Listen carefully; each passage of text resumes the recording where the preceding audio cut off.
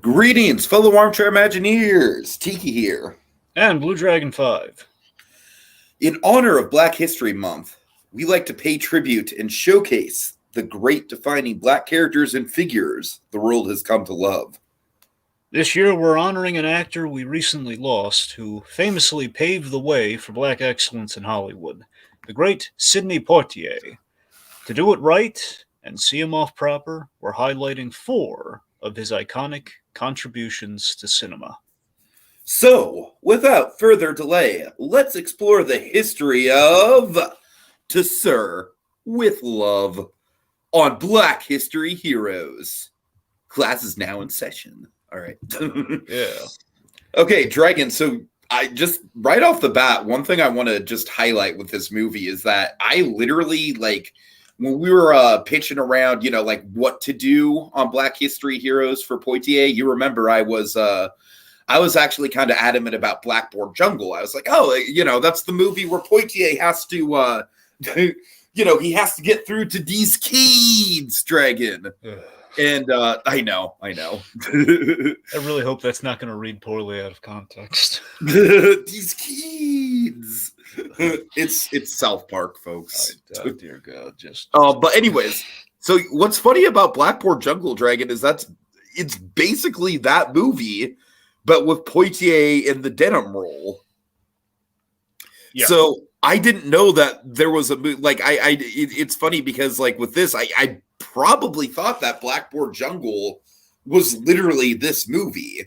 So with that in mind, I'm kind of curious to check out Blackboard Jungle. I know we're not covering it for this, but just on my own, it's just it's kind of funny. I'd like to see Poitier, because that's 1955. That's 12 years before his big 1967 run. So, anyways, Dragon, I love this. I really thought this held up very incredibly well. No one talks about this movie, but I was pretty floored by it.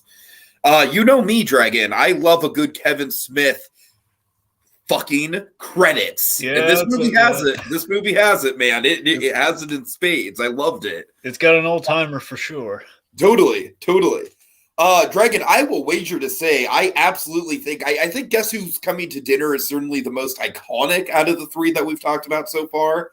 And I would probably say Spencer Tracy's speech at the end of that movie might be that. That's probably a more landmark piece of cinema history than anything in this. I will say, though, this is probably the most consistent, entertaining, and least dated, most importantly, of the 3 that we've talked about. I really thought that this held up. I thought that the stuff that could feel dated more so kind of just feels like a time capsule of the 60s. I'm fully on board with this one, man. I didn't know what to tell you. I quite love this one. Well, before we go any further, let me first highlight too that one of the serendipitous things that happened when we were selecting this. I very much want to do, if I had a personal reason in doing this one, but the something that we kind of just happened upon is today is Sidney Poitier's birthday. Oh yes! I'm glad you pointed that out. Yeah. So Poitier had he lasted roughly a month or so longer, he would have been 95 today. Crazy. Yeah. So crazy to think that him and Betty White weren't that far off. Yeah. So Zerla, my mother, this is always her favorite Sidney Poitier film. Oh, nice. I think it's like a generational thing, Tiki, where we don't hear much about this film, but the generation of the 60s adored this film, man. This was the there are a lot. Obviously, 67 was the big year of Poitier, and there was clearly. Really, it's like any of basically it's like a throw a stone, you'll hit one of those 3 Poitier films as a person from the 60s. 67 favorite. Was like Florence Pugh in 2019. Sure. Yeah. So that's the thing. So I think it's going to be one of those 3 films of someone's definitive Poitier film. But To Sir with Love was always one my mother, she is really just really loved. So I had never gotten around to this one. So I was in for quite the treat with this. I've always heard it talked up, and I kind of figured, okay, he's going to turn the class around. And honestly, here's what you're familiar. You and I probably share a little bit of cross-section, our familiarity with this. I don't know if this came to you while you're watching it or not, but you and we'd seen the parody of this quite well. We saw back when Family Guy was good, the whole parody episode. This for Brian the dog, before he became insufferable. But Brian taught an inner city class, and basically it was literally it's basically their adaptation of The Sir with Love. Kind of that meets a little bit of Dead Poet Society with the whole "Oh Captain, My Captain" thing at the end. Up to that was The Sir with Love. Totally. And of course, like I said, also South Park, the famous how do I get through to these kids? Greg, this basically, it's funny because like I thought that I don't know, I'm really curious to go back to Blackboard Jungle now. I really am, because that movie is like the proto this. Anyways. Well, ultimately, I think just with all of our Poitier picks, we picked kind of the starring Poitier films versus like the but Blackboard Jungle, he's the co-lead. That's the thing, though. Well, don't get me wrong. Yes, I I haven't seen it, but he's definitely like the second top build. Sure. Anyway, so for me, this film, I think it's a bit of a slow burn at the top, but it gets great once Poitier takes command of the class. It's smooth sailing. This movie is all about the understated charm of Sidney Poitier. The inspiring tale of a teacher showing his students in a school that's given up on basically, he's showing students in a school that's given up on them, that they can do better and invest in themselves. It's a really inspiring tale. One of the original kind of inspiring kind of teacher turns it around stories. Also, it's kind of Poitier in a feel-good film. I will say this: I think you and I diverge very slightly. I see your way of thinking, but I'm not. It's basically, I think this is maybe a little too 60s for its own good in places, to the degree of, yes, it's a time capsule for sure, but by the same token, it being a time capsule of the 60s, that does by definition make it a little dated. We'll talk about it. I think the fact that it's British helps with the timelessness, honestly. You're right. You're not wrong about that. So I don't think it hurts the film at all. I'm just saying it's kind of more apparent than it was in something like Guess Who's Coming to Dinner for me, But I will wager to say that with Guess Who's Coming to Dinner, there is nothing in this movie that sticks out like a sore thumb the same way the scene does in Guess Who's Coming to Dinner. You know what I'm talking about. Well, to be fair, there is like dancing left and right, like in this. There's dancing left and right, but it's part of the theme. Like the dance is like a big symbolic thing with the movie. I think I think we're just going to disagree on this point because there's a lot. Oh dear. Okay. That's fair. That's not fair. A negative disagreement. It's like it's just kind of very flagrant to be like, this is very 60s. No, it is. I'm not going to argue with you. It is very 60s, but I feel like it's a great. I don't know. Anyway, the point being, despite that, in places just gets really, really touching, really nice. Absolutely, and like I said, that ending, man. I'm a sucker for a good ending. Yes, he is.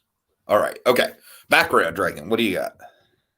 Yes. So, okay, so I guess the place to start is this is actually adapting a novel, this film. There was a book called The Sir with Love. It was actually a semi-autobiographical story by a black school teacher in London by the name of E.R. Braithwaite, if I'm saying that right. I think I'm saying it right. Braithwaite. Yeah, Braithwaite. It really kind of pops at you. I mean, it's not really like a lot of arbitration. There's just kind of a weird name, Braithwaite. Anyway, so the real life, the real life Sir, if you will, the real life Sir and students, they really called BS on this film ultimately, which is kind of. Oh God, really? basically, they really poo-pooed the whole the sentimentality of it all, saying, "Well, I mean, yeah, this happened, but it was nowhere near as wonderful and sentimental." Basically, right, yeah. Basically, the students were like, "No, our teacher wasn't as awesome as Sidney Poitier was in this film. He was, it was a." Dragon, I'm not going to lie. My senior year drama class was basically one of those "how do I get through to these keedz" type of classes that had a great, it's the final, it's the final thing, and all the kids who were reluctant at first are the ones that are most into giving it their all. I swear to God, I went through that arc in real life. Anyways, yeah. I know one thing. I know the author, the actual Sir, the actual guy was really Sir. Yeah, it was actually, they call him Sir all throughout the thing too. Oh, I know. It's a very British. It's a very British title. I gotta tell you, I thought it was kind of cool. Okay, you know what I thought the movie was going to be about without looking at it at all? What? I thought it was going to be some sort of like, like racial kind of like he's like a freed slave or something, but he's grappling with being a freed slave, and he has to like, the to sir with love thing. I thought was kind of like an oxymoron kind of thing, Yeah, I don't know. You see what I'm getting at? Yeah, it wouldn't attract at all with the time period. No, it's like no, I know it wouldn't have, but I'm just saying, like I could have seen him do something like that. Anyways, anyway, so so that was like it's like the main discrepancy with the story from in terms of the adaptation. But the story points from understand are pretty much again the same kind of end point and such. Anyway, so which all this film was again per the '60s. This film was just a shocking success to everybody. This thing did really well when it came out, more than anyone ever expected. Like to the point where the studio was like, "Why the heck is this film so successful? We didn't even think it would do this good." It was like the My Big Fat Greek Wedding of its day. I mean, if you want to look at it that way, I guess, yeah. Or the Crazy Rich Asians. All right. Anyways, sure. The point being, apparently the word is Columbia. They did like some sort of research, and they pulled like some sort of research team, or they kind of did like a survey of some kind. It's like, why the heck did this film do so good? And the end results were essentially Sidney Poitier. That was the reason. That's why everyone came to the movie. And that's the thing. So you remember, out of the three films, this actually started off kind of the Poitier kind of the year of Poitier, the Poitier Palooza, if you will, yeah, 1967, in which it was this film. Guess Who's Coming to Dinner. Guess Who's Coming to Dinner in the Heat of the Night. I think it was that order. I think. Anyway, yes, the Jim Carrey year for Sidney Poitier. Let's see. So South Africa did not like this film, as you can probably imagine. I could see it. I could see it. Mainly like the single black character teaching the right. Didn't go over well with them, which is kind of funny because we talk about South Africa briefly in the film. We do. And again, this was kind of like this was like the hit for Poitier that kind of very much paved the way for those other two movies that year, and then so on and so forth. And I think ultimately really helped this film as well as Sidney Poitier just being in the film. The idea is like, hey, here's a guy who's been kind of part of he's never really been in quite like the lead role, with very few exceptions. They're just came and went, and like, okay, that Poitier guy, I know that guy, and like, he's a part of like a really good cast here, and we just kind of squeeze him in like in the main cast somewhere. I think outside of that, it was the "To Serve with Love" song was like a hit song. That's what I was kind of wondering about that. It almost feels like the movie was written around the song to a certain extent. And I can't really. Here's the thing: the girl who sings the song is a character in the film. Barbara. Yeah. So Barbara is the girl who sings the song. So that's kind of like one of those things, which makes me really wonder if. I mean, again, the book was out before this, so it's questioning perhaps the song is written around the book. Is my assumption, but I actually really like the fact that the song, don't get me wrong, it's it's no Remember Me, but like I like the fact that it kind of has a similar purpose as Remember Me, as far as like it kind of serves as like the overture, and then like the midpoint, like look at all these great memories we're creating, and then kind of like the somber one at the end. You know what I mean? And last 2 points here. So the director was James Clavell. Now, James Clavell, he had been known for his screenplay writing and directing. Mainly, the big claims to fame screenplay writing wise is The Great Escape and The Fly from '58. Oh, nice. And lastly, I don't know if you know about this. 30 years later, after this was made, To Sir with Love 2. No! Oh, God. And Poitier came back for it, and it was a TV movie. Oh, dear. Oh, no. You know what made it just even more cash grabby? What? They called it not To Sir with Love 2, but To Sir with Love. No! Are you serious? No, they didn't do that, but I'm saying, can you imagine if they did? Oh, God, yeah. I'm saying, man. I have no idea. Serve Too Furious. Oh, God. Anyway. I'm saying Coming to America did it. That was like 30 years later. Okay. All right, so all that said, let's break it. Also, I feel like it did, along with Blackboard Jungle, kind of pave the way for that, kind of subgenre of inner city teachers, kind of, And Dragon, I want to point out one movie. I'm curious. I would not be surprised if you have nostalgia for it the same way I do, and I feel like it's very much like kind of cut from the same cloth as this, but more urban. Hardball. Is that the Jim Belushi movie? No, it's the Keanu Reeves one. No, I haven't. Yeah, it's Keanu Reeves coaching an inner city baseball team. All right. Anyways, I was hoping that maybe, but that was actually my first exposure to Keanu Reeves, believe it or not. Anyways, Right. Hardball. Anyone remember Hardball? Anyways, all right. All right. Anyways, go ahead. Okay. So, I guess to start with love. So we have Mark Thackeray, the Sidney Poitier character. I love how there's a visual thing this movie has in its favor. It's kind of like what I've been talking about. I guess the Deaf Ears to an extent. I'm talking about with The Harder They Fall, that cowboy movie on Netflix, in which you have like the cinematography, kind of how it represents kind of the racial stuff really well. Where you have Sidney Poitier is like essentially with there's only one other character in the movie there's only two black characters in the entire film from what I can recall, from what I can see. You have him and Seals, the kid. And I just love that in so many shots. Like literally one of the first shots in the movie is Sidney Poitier on a bus surrounded by these chatty Cathy, kind of wives on this double-decker bus. And I just love how he pops in every scene because of that. He's very much. I will admit, Dragon, that scene did not make a good first impression. Did you feel the same way? I didn't.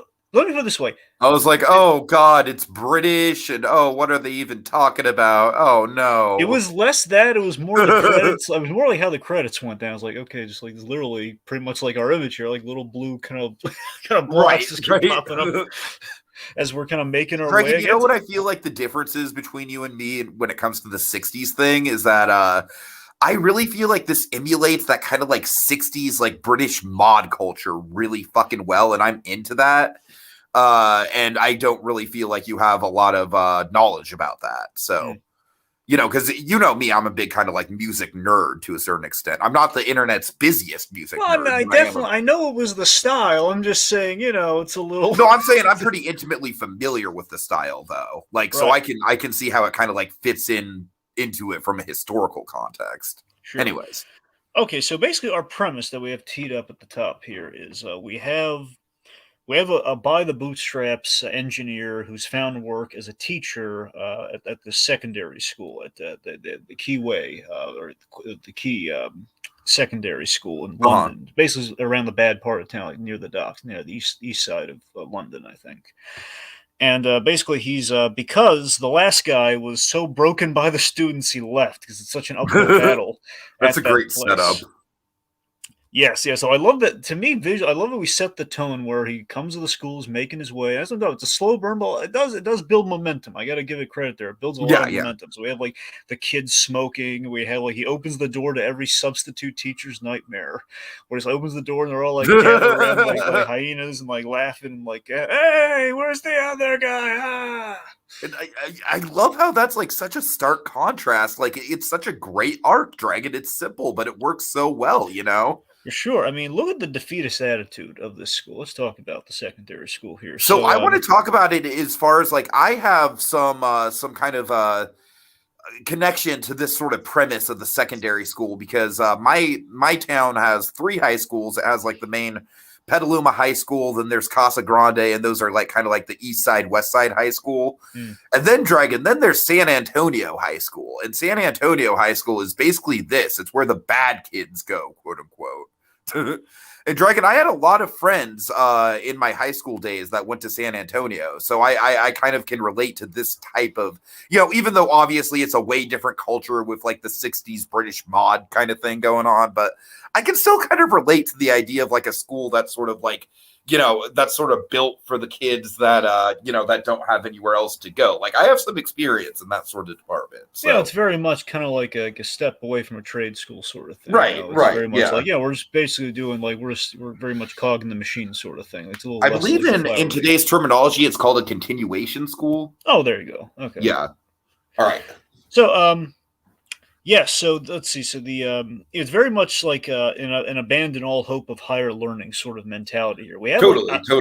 Our big contrast to Thackeray is Mr. Weston. This guy, I will say, he is a little bit dated, but I love him. He's such a stare. You know what? You know who he reminds me of, Dragon. If we're going back to Family Guy, he's totally like the Bradley Upper Crust or whatever the hell his name is. I'm trying to. Do you mean James Bottomtooth the Fourth? Yes. Yeah. It's like that guy is like, You know what I mean? It's like it's totally this guy. He's just the classic, like, stereotypical British snob authority figure. Little bit. I mean, I think this guy's a little bit. He has a great arc. Don't get me wrong. I love his last scene with Poitier. It's great, but I'm saying, like, in the beginning of the movie, he is very snooty. Yeah. I mean, by the way, tell me what your read is on this, because I wonder if I'm just reading too much into it. I think he's throwing a little bit of racist shade at him at the top there. I really do, because he keeps throwing like voodoo and black magic at him. Oh yeah, totally. Right? I mean, that's the thing with this movie that I do appreciate is that I feel like it's like it is racial, definitely. There is an undertone to that, but it's it builds to it though. Really, when like the big plot point really builds to it. Like there's oh my god, the way Poitier plays that moment. We'll get there when he plays that moment, the realization. But even with the big plot points, I feel like it's not really like in your face. You know what I mean? Yeah, no. It's not preachy. It's not in your face. It's just kind of like a natural part of the plot. That's the thing. I love that it's like reality setting in for a beat, though. Yeah, like, that's what it was. It was like it's a very idealistic kind of build some idealistic momentum, and then like reality just kind of it doesn't like crash everything to a halt. Just like it seeps in. Like that. You know what? I like that this movie doesn't necessarily have a conventional low of lows. It's more of just like kind of like a series of disagreements that have to be overcome. Yeah. And that feels more true to life in a way. Yeah, it does. Like there's no one big dramatic thing. Yeah. So with our veteran teacher here, I like that he's kind of viewing it very just like basically every teacher's at the end of the rope here, where it's like he just looks at it as we're training our replacements. Like we're training our replacements who are going to earn twice what we do. And this is a line that I thought was so cutting. And this is what I'm talking about in terms of being kind of speaking to the 60s in a really great kind of dry way, where it's basically. There was a problem in 60s London of you had the he says that we're training people who are going to be basically people of this end of London are going to be like illiterate, smelly, and complacent. Illiterate, smelly, and complacent. Mm-hmm. Basically the droogs of London, to put in Clockwork Orange terms. Just like kind of like the layabout, just sort of like like hopefully with less rape.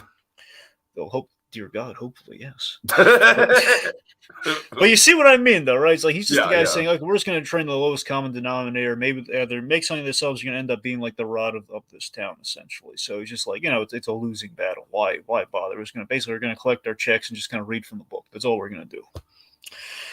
So, anyway, so we got our slow burn, our build up here. I respect it, but I got to admit, knowing where we go, especially, get kind of itch to get to the good stuff because it's building, it's percolating, it's like the turnaround is coming. I definitely think the first 20 minutes or so of this movie is the weakest part, and then, like you said, like after Poitier takes control, it takes off like a rocket. I think I do really like the build up, though. I want to say that, though. I don't like it as much as the turnaround, but I like what we're doing. Like we have like the POV of the roll call, like I like the way the camera's moving during that scene. What I really like is how the tension. I just feel like the cinematography in this movie, like you already kind of touched on it, but like you said, it very much does like illustrate kind of like the claustrophobia and like the anxiousness of what Poitier is feeling.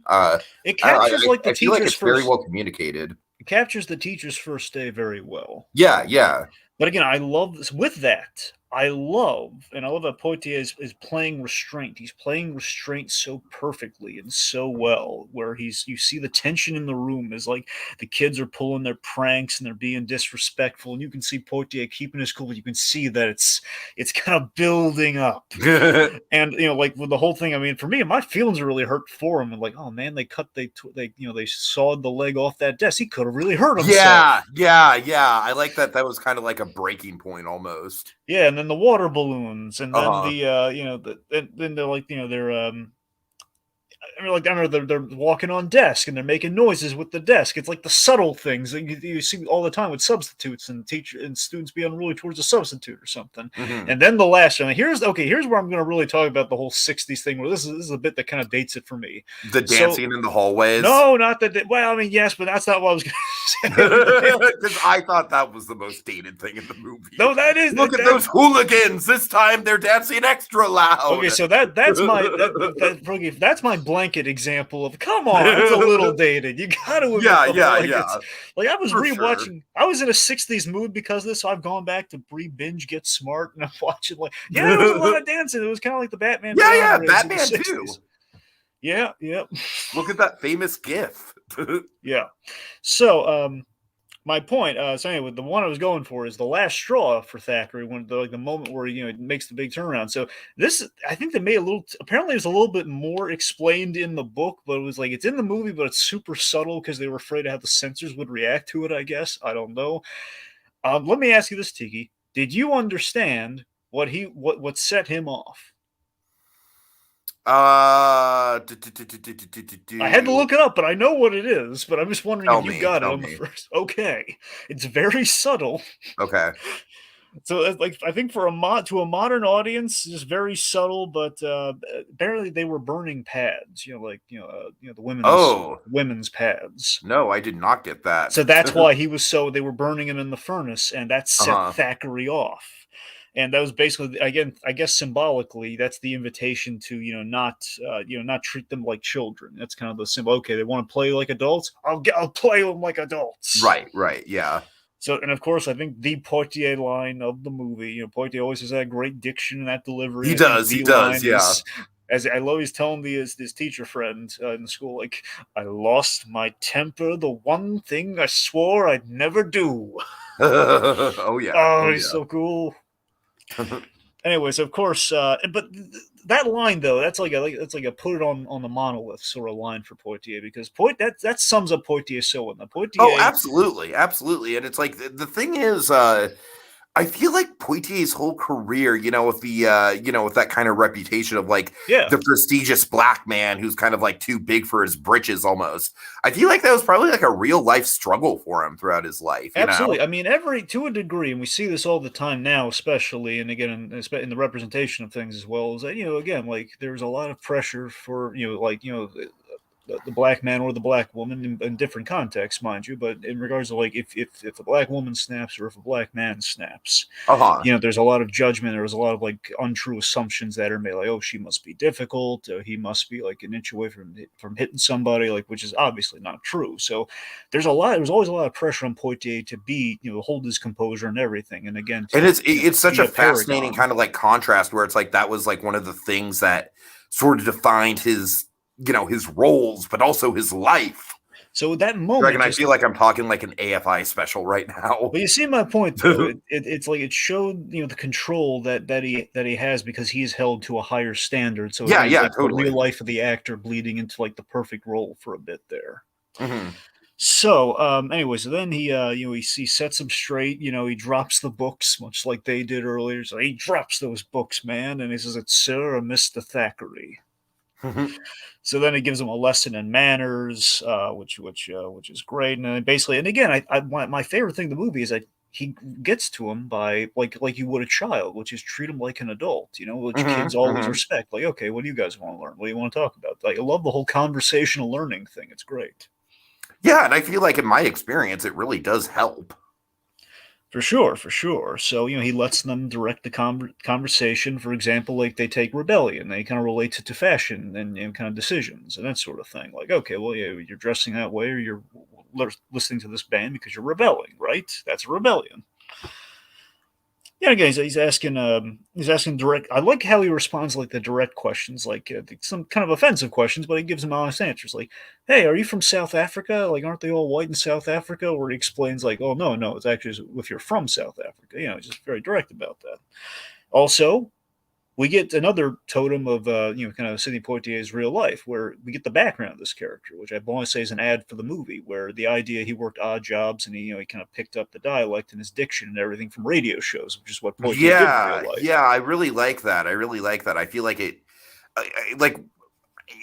what's interesting is I feel like this character is kind of like the perfect like halfway point between his character and the Defiant Ones, which was more of kind of like the blue collar, kind of down on his luck black man. Yeah. And then Guess Who's Coming to Dinner, which is like obviously like the super prestigious, like almost perfect black man. You know what I mean? Yeah, certainly. Yeah, it is a kind of a midway point. Yeah. Mm-hmm. And again, it also demonstrates the Bahamas accent I believe he had in real life, before, again, listening to the radio shows and everything.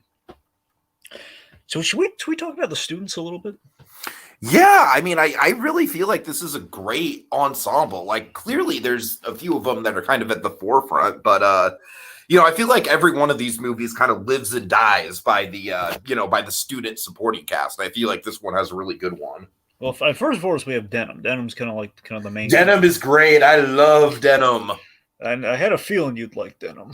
I really like it, man. He's like the quintessential British bad boy, man. The leader of the rebellion, if you will. Very much. He's the quintessential British rebel with the heart of gold, and I love his arc. And yeah, he's kind of the potato head in terms of he's not a bad guy. He's like an antagonist, Dragon, it's such a fucking simple little turnaround, but I love how touched he is about the job offer. Oh man, it's great. I love how it's wonderfully symbolic. He's becoming a teacher too. So then we have the other breakout. We have Pamela Dare.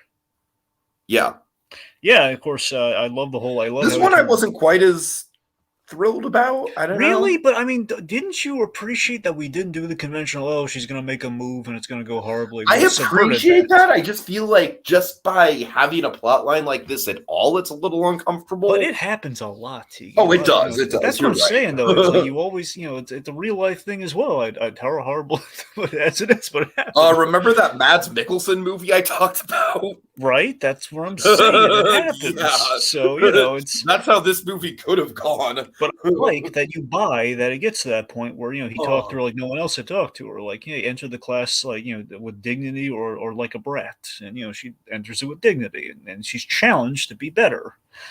And that reaches her. And we have characters like Potter. Potter, again, he shoulders the more. I like that Potter is kind of tasked with the big moral lesson of the movie later with Fats, but we'll get. Yeah, I like how he's kind of the closest thing that we have to a low of lows and the group turning on him. Yeah, that's everyone is very much on Potter's side during that scene, for sure. Yeah, and you know what? I've got to be honest. I'm kind of on Potter's side too. No, for sure, yeah. And again, like, and I kind of feel like it makes the movie again a little bit more realistic. That the main character isn't always completely in the right. And we have Babs, who essentially that's the girl who sings the song, the one like the purple overall kind of dress thing, and she just sings the Sir love song. I feel like she's very clearly like the pop star who the movie's trying to push. Maybe another movie that kind of feels dated a little bit. No, she absolutely is, but I like that she looks like Joan from Mad Men. I like that. So, it's not much, but I like it. The girls from Mad Men look like her, Dragon. Well, technically, yeah. I'm just saying, what came first? If they were younger and like not like at the workplace age, then yeah, they would have been. Okay, that's true. Yeah, I'm just saying the general fashion. No, yeah, you're right. I mean, yeah, literally, because it's set in the 60s. Yes. Yeah. So then we have Seal. Seals is probably the last one to round it out here. Seals, of course, the other black character in the film who definitely has. I wish more would have been done with him. I wish he would have been more at the forefront because what we get with him, I really like.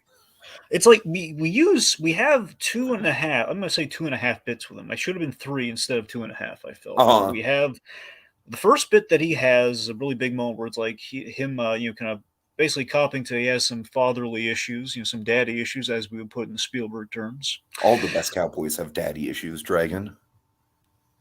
Okay. So, the point being, that moment isolates that these kids need me when he's kind of like second guessing things like yeah. These kids kind of need me, and then of course when his mother dies, that's a huge kind of rallying thing for the whole class, and that brings kind of the racial thing back into it in a really impactful way. And now the halfway point is like we have a bit that is good, but it's like we don't really go anywhere with it. Where Thackeray cuts his hand on this can when they're like tossing it around, like can style, and he catches it, and then like we make like a joke about like, hey, is it? It's red blood. Oh, I didn't know, like like a. I actually really like this moment. I just don't really think it's very realistic as far as the cut on the hand goes. I don't really connect the pieces on how that would work. Well, for me, it just kind of happens and it goes away. Where it's like we kind of change the subject. You have a thing for that guy, don't you? It's like, well, it's kind of like a jump from the whole like, hey, Seals, like, I wish I was more like that guy. And we kind of like, no, Seals, come back, say more, Seals, where'd you go? Okay, here's the thing though. They address the whole thing of like, mixed race people kind of almost feeling like they don't belong anywhere. And that is definitely something like I actually dated a mixed race girl. So I do have kind of some knowledge of this, firsthand, where it is a struggle. It's like you're part of one culture, you're part of another culture. And, I could see it, like I just wish it was more prominent. I wish it was more at the forefront. I think that scene, had it been more like Seals' scene, perhaps that might have done something Yeah. there. That's kind of what I'm saying with that. Because Yeah. I feel like what I'm saying is that I feel like the DNA in that scene is there to make a really good point, and like maybe even like, you know, extend that, you know, the whole like him kind of like city, you know, kind of playing Switzerland, being on the sidelines and needing to take a stand somewhere. Like that really should have been a more prominent part of the movie. Yeah, and we called Seals out, but again, we didn't say anything there, so unfortunately. We didn't say anything, and we never paid it off either. Yeah. Yep. All right, so I love how movie. I'm just kidding. So again, this is part of the show. We say we're the two. We're basically David Hyde Pierce skiing, folks. You know, we're the two whitest white. Yeah, absolutely. Kind of our disclaimer we kind of built in at this point in the show, but just in case. I really wish we could figure out like how to do that, how to like have a visual representation of that somehow. Well, simple. We just use Rabbit in a Snowstorm from Daredevil. See, there's David Hyde Pierce, and he's skiing. You can't see, but just trust us. There we are to the left. It's actually, I almost feel like we should have like something where it's like a stop sign, but it's like a silhouette of someone skiing in the middle of it. Yeah, something like that, you know. I don't know. Rather than a snowstorm, then we have that sign somewhere. Right. Okay. Anyway, so the field trips to the museum. This was quite a lovely idea. Yeah, this is what I'm talking about as far as like it feels like a very 60s sequence, but in a good way. Yes, but you disagree. No, here's the thing. So I love like how we rally everyone to the field trips. I want to say that first. I love that, and I love like, for me it's so darn charming. Like, hey, where's the one student who's missing? He's like, no, I'm taking some laundry down the block. Don't leave without me. Like, he wanted to go on the field trip too. Isn't that nice? Yeah, look at him. That's delightful.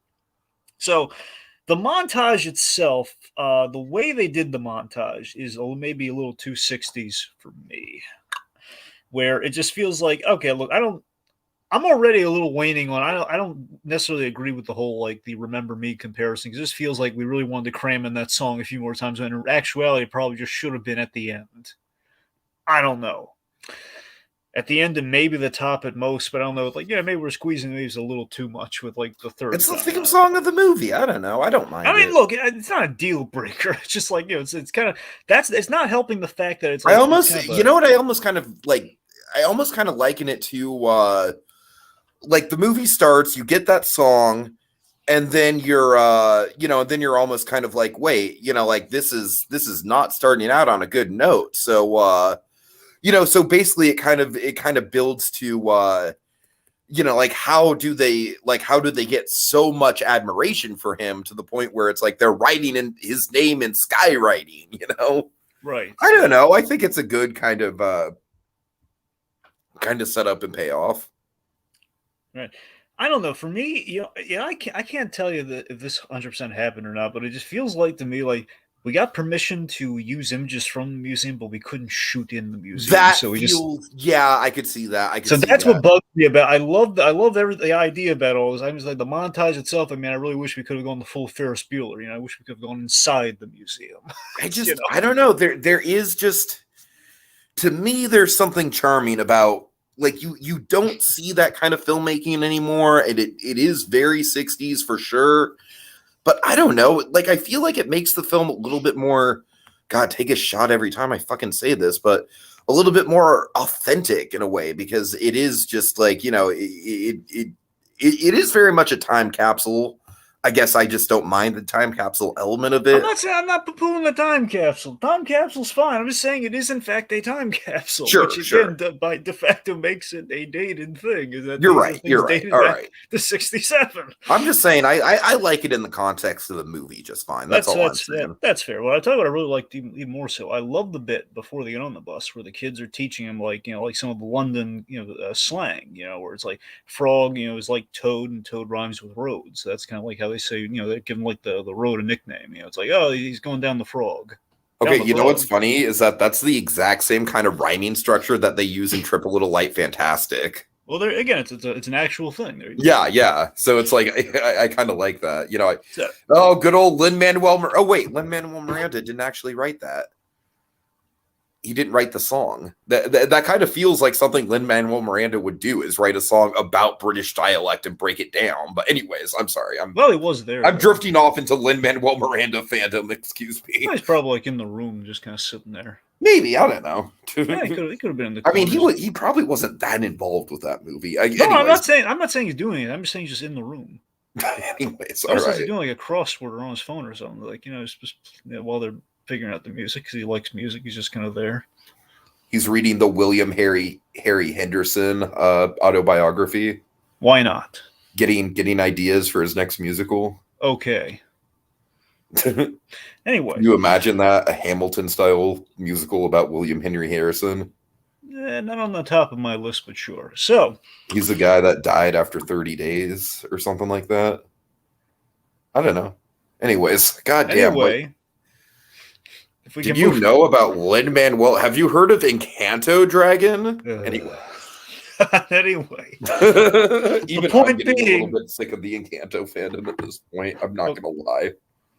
Well, you participate in that, buddy boy. I still participate in it, but I'm still getting a little sick of it. Yep. Same thing with the Hamilton fandom, honestly. Anyways. Yep. Anyway, my point is, I like that he's teaching them something, they're teaching him something. Yeah, totally. And again, as I mentioned with Pamela, I like how the whole crush thing worked out, where we didn't do a thing where she makes a move or anything. We had like again, there was a respectful distance, and we show that Thackeray's not an idiot. He knows exactly. It's pointed out to him, like, yeah, I don't want to make anyone uncomfortable or cross any lines. So I like how charmingly awkward their dance is. Yeah. Like, it's very much awkward in an intentional and good kind of way, you know? Yeah. Like, it's set up where it's like, oh, well, I'm old, none of that fast stuff. And then it's like they have a fast song and he's just kind of shuffling along to it, you know? Yeah. Not really keeping in rhythm. Yeah.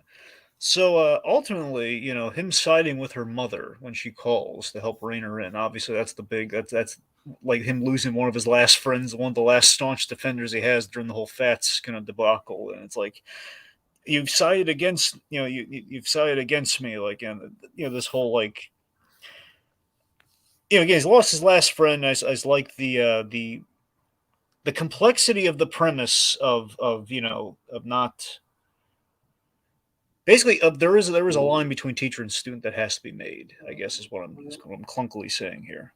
Mm-hmm. Yeah. Anyways, I like that. I'm sorry. So let me. I actually know what I was trying to say here. And basically, it's that he's treating his students like adults, but at the end of them, they're still not ready to fully mature yet. That's a good way to put it. Yeah, that's what I was trying to get out there. Basically, she's I think the Potter situation is the best example of that, but you know, this situation's good too. I'm saying, I guess I like that we kind of took that plot, and that's the main springboard that we get out of that. As much as like she thinks she's an adult, ultimately, if she turns into like, you're siding with my mom, you're the bad guy. It's like, no, then clearly she hasn't fully, you know, kind of grown up out of that yet. So yeah, there's definitely the student adult line that is there. So speaking of which, that definitely kind of rolls into the gym class debacle. So Potter leads a rebellion after Mr. Bell, the gym teacher. He forces Fats. So I got to admit, though, and this is not a bad thing, because I know he's in those scenes, but it's like Fats is like so, like, he's not one of our main guys at all. So like, it's like, hey, Fats is suddenly important now. Right.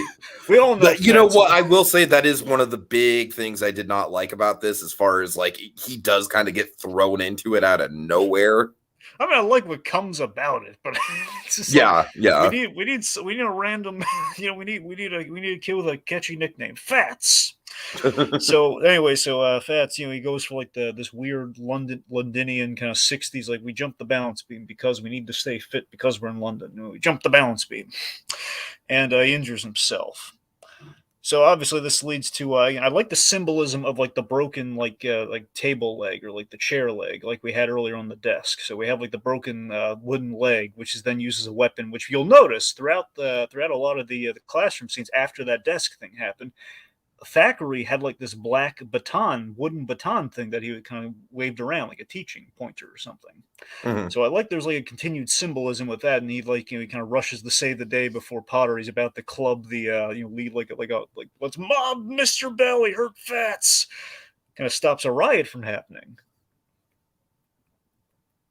Mm-hmm. Yeah. So it's a big moment of Thackeray stopping the violence, and I love the lesson that comes from, like, I love the moral thing that comes out of this, where Poitier basically has a statement about, what you're doing through, think about what you're doing, through art and discussion, essentially, is what he's getting at. It's kind of what this whole thing feels like, where it's like, are you going to use violence as your solution for everything in the world once you get out of school? Is that going to be your response? And that's kind of, again, Poitier, just kind of what he's saying with his acting career, and like, just kind of his work in film to a degree. It's like, we should, in the discussion of these topics, like, we shouldn't just act violently. We shouldn't glorify. We should, probably try to dispel that, and especially in the school system, one could say. Sure. Yeah. So, my favorite aspect, this, you kind of hinted at this earlier. So, I think my favorite aspect of this whole thing with Potter is the fact that Poitier just has his number by saying, anyone who apologizes out of fear, if you apologize out of fear, that makes you a child, not a man. And that Poitier is like, he's like encouraging him, fight for what you believe in, but just don't do it if you're afraid of, if you just want to get out of trouble. Like, that's like, stand by what you believe in. He's on his side, but he just wants him to think about it, which I really liked. All right, we have a comment from Amos Moses, who says the song became a hit after the movie. Lulu was popping in London, in England, but that song propelled her to stardom. Oh, there you go. That's why it's such a big deal. Yeah. Yeah. Honestly, when I looked up like reviews for this movie, like, once again, with a lot of stuff that we cover, Dragon, there's hardly any on YouTube. I feel like we're good at that. We're good at filling niches where other people aren't talking about stuff. But mostly it was just people reacting to the song. Which, by the way, that's a trend on YouTube. Just a little side tangent here. That's a trend on YouTube that I kind of hate. Like, my first time watching The Lion King, it's like, how do you not know everything about The Lion King from pop culture osmosis anyways? Well, you got to admit, that is a rare thing, though. If, like, someone's watching it for the first time. And I'm saying I don't buy it, Dragon. Oh. Anyways. All right, that's a whole different thing. We could do a whole podcast on that, but let's talk about the racial stuff in the movie for a bit. We got to talk about the big scene, though. We got to talk about the big moment with after Seal's mother passes, and the class pulls together again after the thing with Potter and Fats. They're a little cold to Thackeray, but the death of Seal's mother kind of brings everyone together, and they're putting the collection, which initially makes Thackeray very proud. Like, oh man, look how great my class is! They're going to help their classmate after his he's proud of his class. Yes, he is proud of his class. I mean, seriously, this movie is basically that. Yeah, it's kind of proud of your boy, but with a choir. It's kind of like proud of your boy, but with a choir. Right. Anyway, so but regardless, though, I love that Poitier's he has like three moments there's a lot of moments in this film, obviously, but I think there's three moments of just utterly brilliant acting by Poitier that you can put like a clip by itself just to convey everything you need to say about it. Where this moment here, where initially he's so proud of his class for this collection thing for the flower cemetery, wreath thing. And he plays the moment so well upon hearing that they have to work out a thing to transport the wreath once they buy it to Seal's house, because Seal lives in, I assume, the black part of town. And the point being, it's frowned upon at that time to walk into a black home if you're a white Londonian, let's call them. So I love the way Poitier plays this moment kind of just beautifully, where you see it on his face. There's a pause, and we track in. And there's like this little chuckle with such sadness behind it. He just realizes that, oh yes, there are some things that cannot be changed or taught out of these kids so easily. It's just like that moment of, I can teach them a lot of things, but I can't teach them that. And I like that the movie doesn't demonize the kids for it either. Of course not. Again, you see how like begrudging they are. It's like, well, it's nothing personal. We love exactly. And it's like, we love Seals, clearly, but it's the way things are done. They're apparent. Again, it's the whole indoctrination from the previous generation. It's just like we're taught, right. You don't do this. Society frowns upon it. Yeah. And yeah, like what you just said, again, I mean, I feel like we've been hitting it, but it deserves to be mentioned again. I feel like the cinematography in that scene is almost as good as Poitier's performance as far as just conveying the emotion. Absolutely. Like the slow pull in. Yes. Oh, yeah. You feel the moment. You feel like the resonation and the realization in the moment because of that. Everything's just clicking really well into place there. And again, so far, and I like that we tee it up with like little bits of kind of race being discussed, but in the background, just a little subtly until we hit that just realization because you've been having such a good time with it. Like, hey, we made like an observation with the ink joke earlier with the whole cuts of saying, hey, isn't ink supposed to come out of it? And then we had like Weston with some derogatory comparisons with voodoo magic and stuff, but we just hit it so honestly and earnestly, man, just in that moment, flawlessly. And what I like about that is, like I said, it's like the race stuff is not in your face in this movie at all, but it pops up at just the right points in the script, which is so darn rare because now we have to make it's a whole thing. It's like we have to make it from the outside, especially nowadays. It's basically we have to make it unsubtle, which is kind of a shame. Where it's like we can do so many great, beautiful things, when we can make it subtle or just kind of make it natural instead of just like totally. It's a message. Did you get the message? You want me to write down the message? You want me to record it and play it back to you? Do you want to get it? You want to flash back to it 9 times? Because we can do that. Okay. So let's say the boxing match. Yeah, so I don't know. I feel like this is... I'm a little bit of two minds about it because I feel like it's kind of like an easy way for... Denim to solve his differences with him. But at the same point, like I said, Dragon, it's so damn charming and rewarding to see, the look of pride on Denim's face when he's offered the teaching job. Like, that's a teacher. God, that's a terrible British accent. I apologize to any British listeners, but you know what I mean, though? It's so charming. But I do think that it's a little bit silly that it's like, oh, he beat me in a boxing match. All right, I see the light now. I love how he beat him in that match, though. I want to just highlight that. I love that, again, the tension's been building between these two guys. The guy leading the Undermine the Teacher campaign has been Denim this whole time. It's basically, we've taken out Mr. Bell. Yeah. So I love that taking out Mr. Bell out of our stories left a space to fill with that, and of course the fact that he didn't support Potter like the class thought he should, even though he was there for him. He gave him great advice. Right. So that's the thing. He was not against Potter. He didn't leave him out to dry, but he just told him, like, look, they want you to apologize. If you feel that's, just think about your actions. Do you think you should apologize? Do you think, again, you were getting off? But it was disproportionate violence too. He was leading an angry mob. That wasn't right. That's like that's a whole crowd versus one guy, which should have been one-on-one. So that's where the difference is.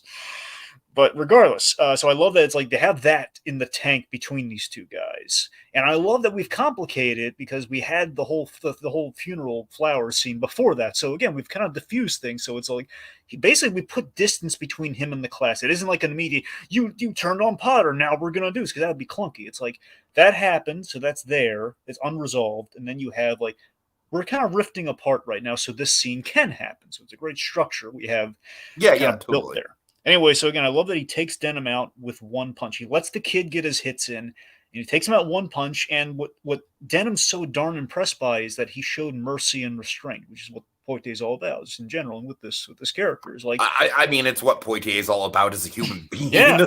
Again, as we've illustrated. So I just love how that really inspires Denim. He was like the most unlikely source of that, and he turns Denim around to like, hey, I can set you up as a boxing teacher. Denim is like one of the biggest supporters by the end. I know, it's just crazy. And it's a simple goddamn arc, but I love it. He was the one kid not voting for the field trip. Right, exactly. All right, so we got to talk about the perfect heartwarming ending. My God! So, before we get to the big, the big tear thing, before we get there, I mean, I already kind of talked about the dance. I really like that as a payoff. I don't know, Dragon. I really do like the reprise of the song. I think that no, I'm saying this is where it should have been. Yeah. Right. Yeah, as I'm saying, this was beautiful. Like, all the kids are the one before the dance, they're all at Seal's place. That was really heartwarming. Like when he brought his own flowers and they were all there. And then they sang the song as a way of giving him the little gift. And I love that we don't draw a lot of focus to what the gift was, because it wasn't about what the heck the gift was. Like a little metal cup. But yeah, exactly. I kind of like that too. I was like, it doesn't really matter. It's just the fact that they gave the gift. That's the important thing. Poitier's performance yet again. You see how overcome with emotion he's not saying. Oh man, he literally has to leave the room because he's going to start to cry if he doesn't. Dragon. That's how overcome with emotion he is. Oh, it's so great. So at this point in the film, just to tee up the perfect ending, he now Uh-huh. has a choice between the engineering job, which he so desired, and the teaching thing was like a temporary step towards that, because if he did the teaching job, I love how throughout the third act everyone's kind of saying like, like you've got a gift for this, man. We get with the snotty teacher. He's genuinely like, I feel like the snotty teacher is kind of like the the equivalent to Denham on the teacher side of things, where he ends up being one of the biggest supporters by the end. Yeah. So again, like the whole teaching job is so he can get like a letter of recommendation for an engineering job, which he has gotten. So it's between, okay, I'm gonna leave here after my classes graduate. I'm gonna go to the engineering job, and that'll be the end of my story there. But now he's a little conflicted because he's been given this wonderful gift, and he's kind of thinking about him in a little lovely way and what he's accomplished here. And again, he's accomplished in record time, because he hit like the field trip thing like 2 weeks into it and made a major turnaround. I don't know what the timeline is on this per se. I mean, I'm gonna guess maybe at bare minimum 4 weeks, maybe could be 2 months. I don't know. I was thinking around a month. Yeah, that's what I'm saying. My instinct is a month, but I don't know how the whole secondary school thing works, honestly. But, anyway, because it seems like they're older kids, like it's like be like the last term of like a high school sort of. It definitely felt like the last term for sure. Yeah, it's like kind of like I think a high school term is about 6 weeks. Yeah, I guess that's. So let's say roughly 6 weeks. Let's call it that. I guess, yeah. So anyway, so I love that at the top of the movie by the Weston the teacher Weston, he kind of foretold that, oh yeah, the next batch you're going to get, assuming you stick around, is going to be even worse, or like a new challenge, and we paid that off wonderfully here, where these two punk kids, girl and boy, they walk in there, they disrespect him, like they take his metal gift like out of his hands practically, and looking at it, and like they're making a mess, like, I think you must be, you're hot stuff or something, like, yeah, we got you next year, ha. And it was just with Cockney accents or something. So they're walking out of the room. We got you next year for true. Yeah. All right. So anyway, just very disrespectful. And Tiki, you have, I would attest, the most awesome rip of an envelope on film ever. Possibly, very possible. We'd have to go through it. I think that's a bold statement. But fun fact, I heard about this. I heard that in Lilies of the Valley, there was an envelope. It was like a document rip that he did in that too. So it's kind of funny that it kind of pulled a little bit from Lilies of the Valley, which I forget if he won the Oscar for that or not. I can't recall, but yeah. Anyway, so the point being, I'd love to think, wouldn't you love to see, like, if anyone had like a go-to gift for something of rejection, or like, like I'm saying no to this, or like no to like in a legal sense, like no to this deal or this document. You cut to this clip of him ripping that paper. Just great. Just this the Poitier rejection clip. I feel like that's what Doug Walker should have done instead of the Bohemian Rhapsody thing. Sure. Just cut to Poitier, like, rip, I'm done. Like, what do you think about this, Sidney Poitier? Rip. He ain't buying it. He ain't having it. But seriously, Tiki, as we've seen so often through so many things, there's a time for ambiguity. There's a time to be ambiguous, and there's a time not to be. And it's so refreshing, because we usually lean towards the ambiguous side of things. I like the ambiguous. You know me. I know, and I have nothing against the ambiguous. I like the ambiguous too, but I love that sometimes there's a time and place for it, and this is the time where you don't do you need a direct answer to that, man. It's like, oh, they're going to leave it ambiguous, but no, he rips up that envelope, man. I was kind of thinking that it was going to end with him unsure. I really was thinking that was going to be the case. But how refreshing is that we don't do that? It's like, and then not only that, but we get a little bit of a post-credits tag at the end where he's walking out too. Yep. It's not much of a post-credits scene, but it's there. It technically is after the credits. He stays where he can do the most good. All right, and that's the movie. Yeah, so I guess in speaking to the legacy and final thoughts, Tiki, what do you got? Yeah, I mean, like I said, Drake, I really am very curious to go back and see Blackboard Jungle and see how it stacks up to this, Drake. I really am. But I mean, as far as this goes, because Blackboard Jungle basically seems like the very similar kind of like, like the teacher who takes an inner city teaching job, the how do I get through to these keedz of it all. So I'm very curious about that. But I mean, as it stands now, I feel like this is kind of the quintessential version of that. Like, it's essentially a subgenre now. And I feel like this just hits every note just out of the park. And I do feel like there are a couple dated parts here and there, but I do think that overall it feels more like a time capsule, which, yeah, by definition is dated. But like I said, I feel like it's less like Guess Who's Coming to Dinner is clearly like the more iconic piece, and like the big kind of like that shows up on all the best movies of all time lists and everything like that. But I don't know. Like I said, this is just very consistent. It's very consistently entertaining, and I know I'm kind of rambling at this point, so save me here. Right. So in the end, I think this. Yes, it differs from the true story, but so be it. So be it. Give me a true story movie that doesn't do that. Exactly. So this is like alterations made to make a really wonderful film. And again, one of three films that made Sidney Poitier's career, made him a household name. Essentially, those three movies, like each of them, again, put him in everyone's homes, put him in everyone's minds, at least at some point in their lives. I would argue it's the gateway film. It's a gateway film regardless of race or creed or religion. In terms of, you saw, like, I think it's the film that people saw not because it really meant anything or it stood for something. They saw a movie because I like that Poitier guy. I want to see this movie with him in it. Mm-hmm. And it was like it was some way, shape, or form was their introduction to him. I really feel that this film was kind of that. I mean, look. Dated for sure, not dated in a negative way. Dated for sure. It was from the '60s, so anyway, it's like, it's from the '60s. What do you expect? Then again, adaptation of a story from the '60s, so either or, you're covered. But again, just it's true to the.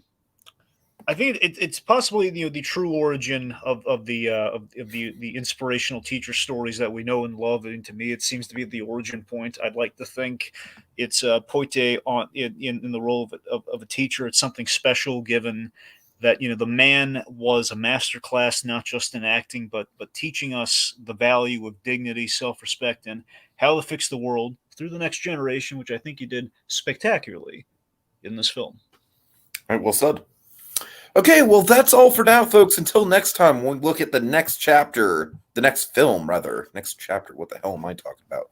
We look at the next film in Sidney Poitier's catalog that showed us the world simply not black or white. God damn, Dragon, let me start over. I'm sorry.